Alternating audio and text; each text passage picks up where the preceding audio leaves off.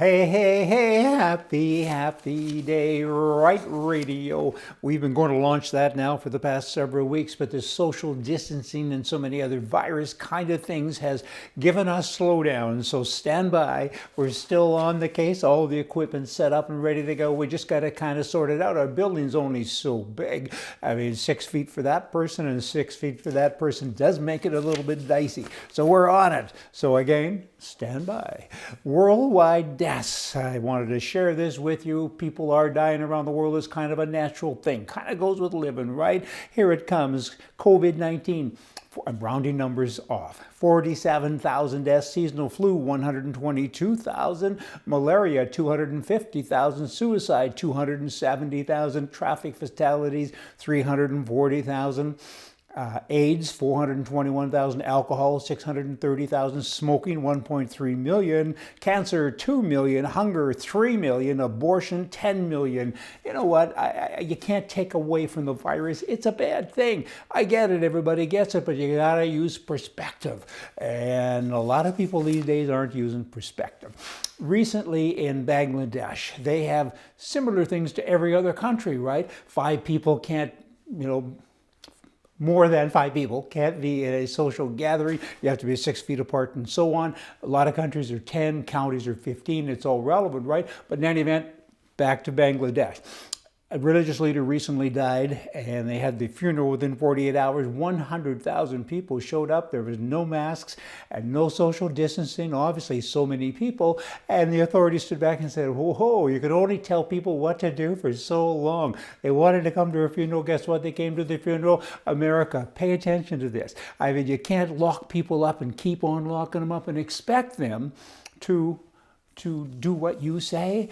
People are people, don't you know? You got to kind of take that into perspective again and again. Canada recently, there was a terrible, terrible incident, a shooting incident. 18 innocent people have been murdered. There was a rampage, and this guy is a total nut job. We haven't got all the details, and we're looking forward to getting the details. It's hard to process even with details, but we need those so we can. The Prime Minister of Canada made this following statement. I joined Canada today in mourning all of the victims of what is a senseless act of one person.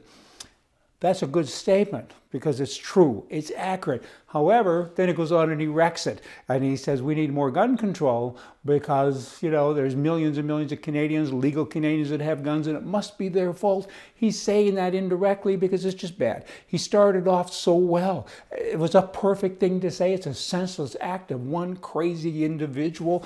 Now he wants to punish everybody again. I guess I'm somehow responsible as well. I'm thousands of miles away from the incident, but I'm a legal gun owner. It's just so bad. I mean, these guys, they don't get it. They don't use proper stats. They always immediately revert to gun control. It's crime control, criminal control, mental health control. It's got nothing to do with the good guys having guns. Let's talk briefly about hearsay, jumping. Hearsay is an interesting word. Way, way back, hearsay is gossip for the most part, right? But a way back, hearsay got you killed, burned at the stake or hung from the neck and so on. Because hearsay, though, is really just a belief or theory that is strongly at variance with established beliefs or customs. And Winston Churchill, he was a hearsay specialist and everybody was against him, everybody being the guys in the elected House of Commons. They said, that's all hearsay, Winston, stop it. We all think that he's a good guy. They're all talking about Hitler and he's doing great things for his country. And Churchill went on and on. He said, no, this is bad and this is what could happen. That's hearsay. You think that could happen? It's hearsay. Get over it. Now let me jump over to Canada. I have some hearsay. I'm a hearsayist. Something like that. I had a fellow write in recently and he asked me this simple question. What do you think of Dr. Lewis for the CPC, which of course stands for the Canadian, Conservative Party of Canada? I'll get it. So here was my answer to him. I don't know her. I've never met her. I've never seen her speak. I really don't know anything about her. However, let me share some kind of maybe some potential hearsay. I do know that she's from Jamaica, so maybe she's a citizen of that country as well as being potentially a citizen of Canada. I would assume that she is, and probably has dual citizenship. I know that she signed up a lot of new members very quickly, and she's raised over $300,000 also very quickly. My question would be, of course, is the deck stacked? Because you can stack the deck, you can buy the election in Canada. Has she done that? Has she gone out into her area, into Toronto, and has she sold through all of these memberships, 3,000 or whatever it is, and to people like her, people of color, and immigrants, and people that all live in Toronto? And if that's the case, you could have a hijacked election. I wanted to ask her, would like to ask her, what color are the people that bought the memberships? How many are there? And are those the people that are going to effectively control our country? Or are you going to be for all of us? Or is it special interest group? You know what? And again, hearsay, but she has the potential to be in charge of or to direct special interest groups. She's black, she's a woman, she lives in Toronto. There's a lot of things there. And you need to treat everybody the same. The governments that we've had for a long time in Canada are racist. They're against me because of my color, and we need somebody who looks beyond color, looks beyond gender, and treats everyone the same. Is she that person, or is Boss Hogg somehow involved in all of this as well? I mean, that's what you have to break it down to, right?